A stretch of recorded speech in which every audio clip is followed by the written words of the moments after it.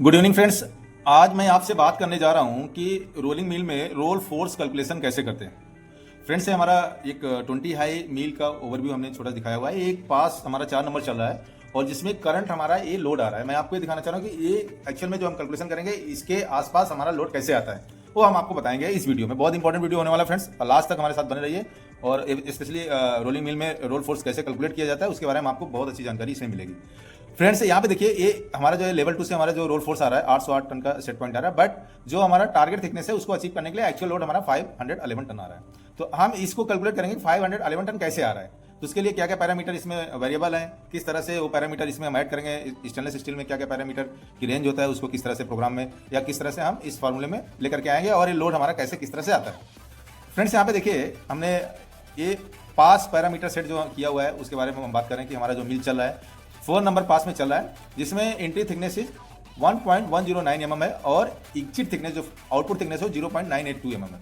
और इसमें जो है एंट्री टेंशन है 260 किलो न्यूटन का है, एग्जिट टेंशन 280 किलो न्यूटन का है और रिडक्शन इसमें 11.5% हो रहा है। तो हम आगे वाले वीडियो में आपको बताएंगे फ्रेंड्स कि रिडक्शन वगैरह कैसे निकाला जाता है, किस तरह से पास शेड्यूल बनाते हैं स्टेनलेस स्टील की रोलिंग मिल में या स्टील की रोलिंग मिल में, उसके बारे में हम आपसे ब्रीफली नेक्स्ट वीडियो में डिस्कस करेंगे। यहाँ पे ये 20 हाई जो रोलिंग मिल है इसमें हमने रोल के क्या क्या डाया होते हैं उनका क्या रेंज होता है वो हमने यहाँ पे दिखाया हुआ है। तो जैसे यहाँ पे क्या है कि कॉन्ट्रैक्ट में जो सीट के साथ आता है वो वर्क रोल आता है, तो वर्क रोल का जो डाया है यहाँ पे 62.55 है। तो हम इसको जो है दिखाए हुए हैं कि रनिंग में क्या डाया डाल के मिल चल रही है हमारी, ठीक है फ्रेंड्स। तो यहाँ पे बाकी और भी हैं, बैकअप बेयरिंग रोल्स है, यहाँ पे आपके ड्राइव रोल है, आइडलर रोल है, आईएमआर रोल है, इनके डाया यहाँ पे लिखे हुए हैं। आपको अच्छे से पता चल सकता है कि 20 हाई मिल में किस तरह के रोल डाया होते हैं। तो इसलिए हमने इसको दिखाया हुआ है कि आपको फ्यूचर में आइडिया लग सके कि हाँ कहाँ पे क्या किस रेंज के डाया नॉर्मली यूज किए जाते हैं, उनका रोल डाया क्या रहता है। यहाँ पे देखिए जो डाटा हमने इस पास के हिसाब से लिया हुआ है तो वो सीट का जो विथ है वो 1270 mm है, 1270 mm का है। इनिशियल जो थिकनेस है हमने आपको बताया पास नंबर 4 का 1.109 इनपुट थिकनेस है और फाइनल थिकनेस जो बना रहा है वो 0.982 mm बता रहा है। तो वर्क रोल का जो रेडियस आ रहा है वो 31.2 आ रहा है। जो हमने टॉप रोल का हमने डाया दिया था उसके हिसाब से हमने इसका रेडियस एक डिजिट के हिसाब से निकाला हुआ है। यहाँ पे जो फ्रिक्शन फैक्टर है, जो स्टेनलेस स्टील मटेरियल होता है उनका बेसिकली एक फ्रिक्शन होता है, क्योंकि जब सीट और रोल के बीच में जब रोलिंग होती है तो उस रोल और सीट के बीच में फ्रिक्शन होता है। मटेरियल किस तरह का हार्डनेस है उसके हिसाब से फ्रिक्शन चेंज हो सकता है। तो यहाँ पे जो स्टेनलेस स्टील मटेरियल है नॉर्मली 300 सीरीज के हमारा मटेरियल चल रहा है, तो इसका रेंज हमने लिया हुआ है वो हम आपको वीडियो में दिखाएंगे कैसे क्या रेंज लिया हुआ है। बेसिकली इसका जो रेंज है 1.05 से 1.2 होता है और फ्रिक्शन का कोई यूनिट नहीं होता है, इसलिए यहाँ पे यूनिट हमने दिखाया नहीं है, इसको ध्यान रखिएगा। आगे हम जाएंगे यहाँ पे देखेंगे तो जो इनिशियल फोर्स हम कैलकुलेट करते हैं उसका फॉर्मूला क्या है। तो इनिशियल फोर्स का जो फॉर्मूला है Y average into QP into LP into W. Y average क्या है, एवरेज टू स्ट्रेस, जो कि स्टेनलेस स्टील में जो हमारा 200, 300 और 400 सीरीज का जो मटेरियल चलता है उसका जो टू स्ट्रेस की वैल्यू होती है 1.2 से 2.9 गीगा पास्कल होता है। ध्यान रखना फ्रेंड्स, गीगा पास्कल है। और जो हमारा क्यूमेट्रिक फैक्टर है, क्यूमेट्रिक फैक्टर क्या होता है, बेसिकली मैंने आपको बताया फ्रिक्शन फैक्टर है।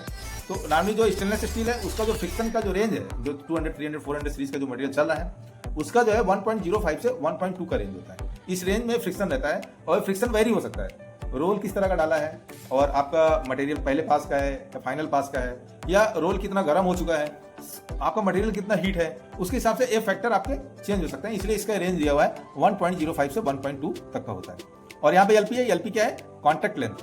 तो हमारा जो बेसिकली जो सीट है रोल में कितनी एरिया तक कॉन्टैक्ट कर रहा है उसका लेंथ क्या है वो यहाँ पे एलपी लिया गया है। इसके बारे में हम आपको बताएंगे एलपी किस तरह से निकाला जाएगा। और डब्ल्यू क्या है यहाँ पे, विथ हाफ स्ट्रिप है। ये सारे आपकी जो वेरिएबल्स हैं ये आपके फोर्स को चेंज करते हैं। ये वेरिएबल अगर चेंज होगा आपका फोर्स भी चेंज हो जाएगा, इसलिए जब भी हम फोर्स कैलकुलेशन करेंगे तो ये पैरामीटर हमें पता होना चाहिए कि उस पर्टिकुलर कॉइल का क्या क्या इस पैरामीटर की वैल्यू होगी।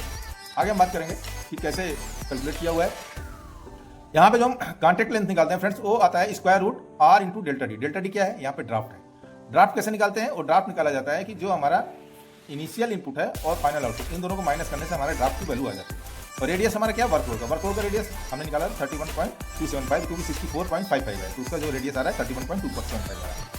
अब फ्रेंड्स इसको हम जब कैलकुलेट करके निकालेंगे तो यहाँ पे 31.275 इंटू इसको जब माइनस किया हमने इसकी वैल्यू आई 0.127। अब इसको जब स्क्वायर रूट करेंगे पूरी वैल्यू निकालने के बाद तो उसकी वैल्यू आती है 1.99 mm। इसको फ्रेंड्स हमने निकाल के यहाँ पे डाला हुआ है सो दैट हमारा टाइम ज़्यादा वेस्ट ना हो। तो यहाँ पे 1.99 mm आएगा, आप देख लीजिएगा, क्रॉस चेक भी कर सकते हैं।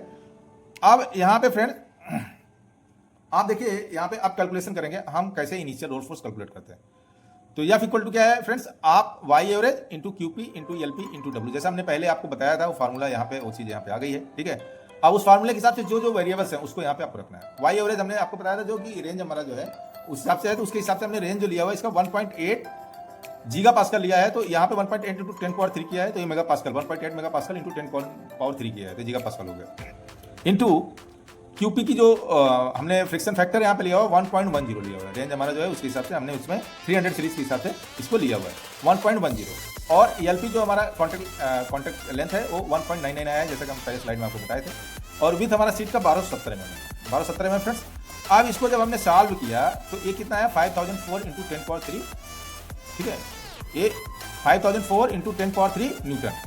अब इसको हमने क्या किया, न्यूटन में आया फ्रेंड, इसको किलो न्यूटन बदला, तो यहाँ पे 10 पावर 3 हट गया, तो 5004 किलो न्यूटन आया।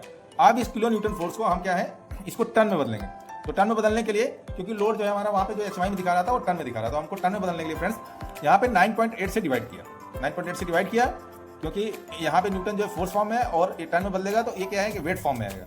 तो यहाँ पे जब इसको हमने किया तो यहाँ पे कितना है 510.6 टन, 510.6 टन हमारा इस पैरामीटर पे मील का लोड आ रहा है। ये लोड जो है हमारी मील अभी इतना इसको इनिशियल में चाहिए, अगर हमको इतना रिडक्शन निकालना है जो हमने बताया था कि आपका जो फाइनल रिडक्शन है उसके हिसाब से अगर आप सीट की रोलिंग करना है तो ये मील में इतना लोड आएगा। अब इसके लिए आपको हम दिखाएंगे फ्रेंड्स, शुरू में आपको हमने ये सारा चीज़ दिखाया था, यहाँ ओवरव्यू में आप देखिए हमारा जो मील का लोड आ रहा था फ्रेंड्स वो हमारा 511 टन आ रहा है। तो हमने जो पैरामीटर्स बनाया था उस पैरामीटर जो हमने डिफाइन किया था उस पैरामीटर के हिसाब से हमारी मील में इतना लोड आ रहा है। तो फ्रेंड इस तरह से हम किसी भी मील का roll force, initial roll force calculate कर सकते हैं और उसके हिसाब से मील हमारी काम करेगी या उतना लोड जाएगा कि नहीं जाएगा आप समझ सकते हैं। ये बहुत इंपॉर्टेंट वीडियो फ्रेंड, आगे वाले वीडियो में हम आपको बताएंगे कि किस तरह से अगर इतना लोड अगर आ रहा है मील पे तो कितना मोटर कैपेसिटी की होनी चाहिए जिससे इतना लोड को घुमा सके, उतना टार्क डेवलप कर सके। आगे फ्रेंड्स आगे वीडियो में हम आपको रिडक्शन बताएंगे, किस तरह से रिडक्शन लिया जाता है, फिर कैसे पास रूल बनाया जाता है उसके बारे में आपको डिस्क्राइब करेंगे फ्रेंड्स। ये वीडियो में अगर आपको कुछ और जानकारी चाहिए फ्रेंड्स आप प्लीज़ कमेंट में लिखिए, मैं उसको जल्दी ट्राई करूंगा कि उस वीडियो या उस टॉपिक को वीडियो के थ्रू कवर करूं। Thank you so much.